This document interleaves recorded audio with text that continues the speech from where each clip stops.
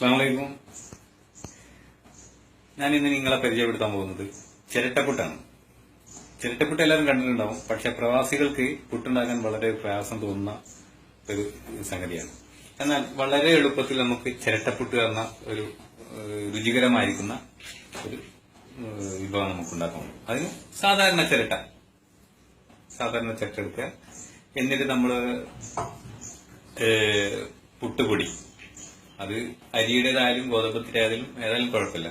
ഞാനിവിടെ ഉപയോഗിക്കുന്നത് പുട്ടുപൊടിയല്ല, ചപ്പാത്തി ഉപയോഗിക്കുന്ന പൊടിയാണ്.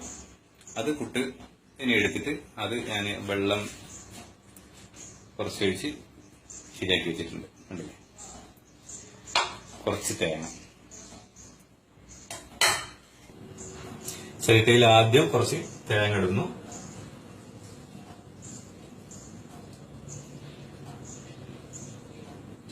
തേങ്ങ ഇടുന്ന സമയത്ത് ഈ ഓൾസിന്റെ അടിയിൽ പതുക്കെ വിരലൊന്ന് വെച്ചു കൊടുക്കണേ, അല്ലെങ്കിൽ തേങ്ങ ഇതിൽ കൂടെ താഴോട്ട് വീഴും.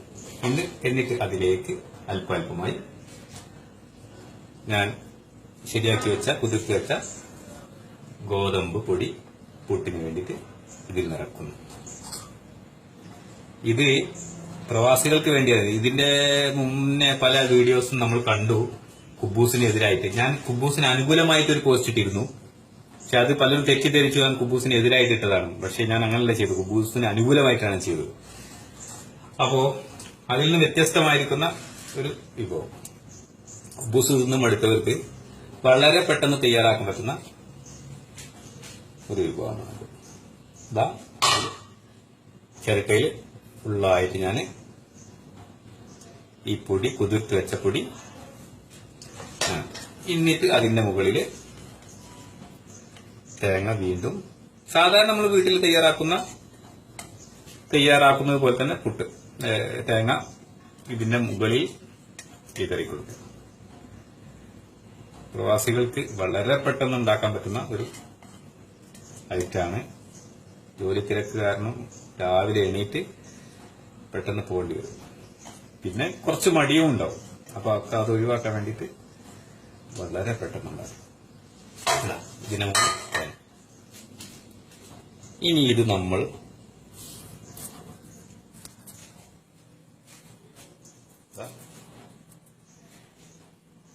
കുക്കറിന്റെ മുകളിലത്തെ ബീസിൽ ഊരി വെച്ചിട്ടുണ്ട്. അതിന്റെ മുകളിൽ പതുക്കെ വെച്ചത്.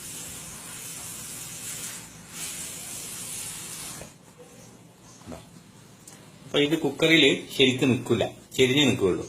അതിനു വേണ്ടിയിട്ട് നമ്മൾ ഒരു ശീല കഷ്ണം അതിന്റെ അടിയിലൊന്ന് ചുറ്റിക്കൊടുത്താൽ മതി. ശീല കഷ്ണം നനച്ച ശീല നനക്കണേ. എന്നിട്ട് പതുക്കെ ഇതിന്റെ അടിയിലൊന്ന് ചുറ്റിക്കൊടുക്കുക.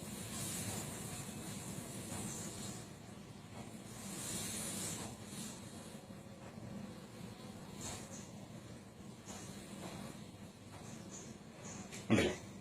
ഇപ്പൊ അത് ലെവലായിട്ട് നിൽക്കുന്നു.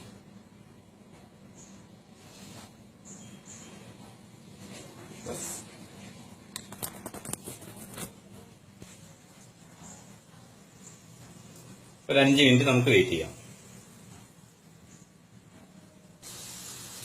ഹായ് ആവി വന്ന് തുടങ്ങി. കണ്ടോ? ആവി വന്നത് വളരെ പെട്ടെന്ന് തയ്യാറാക്കാൻ പറ്റുന്ന ഒരു വിഭവമാണ്. കണ്ടോ? ആവി വന്നു തുടങ്ങി. കുക്കറിലാകുമ്പോൾ പെട്ടെന്ന് ആവി. ഞാൻ അടിയിൽ ശീലിച്ചിട്ടത് കൊണ്ട് കണ്ടോ ചിരട്ട വളരെ ലെവലായിട്ടാണ് നിൽക്കുന്നത്.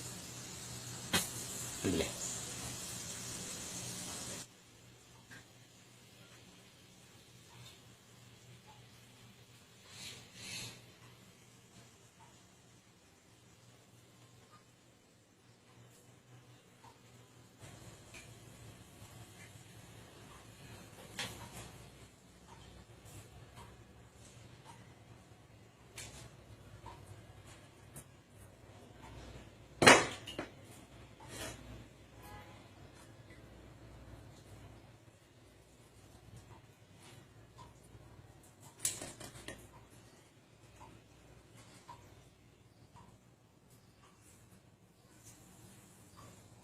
ആവി പറക്കുന്ന സ്റ്റീം കേക്ക് റെഡി.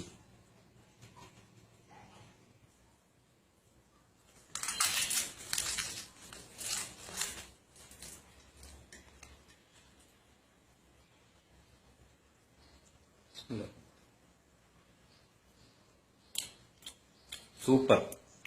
ഒന്ന് പരീക്ഷിച്ച് നോക്കൂ. ഓക്കെ, ഇഷ്ടപ്പെട്ടാൽ തെറി വിളിക്കാതെ സ്നേഹത്തോട് സ്നേഹപ്രകടനം നടത്തും. അസ്സലാമു അലൈക്കും.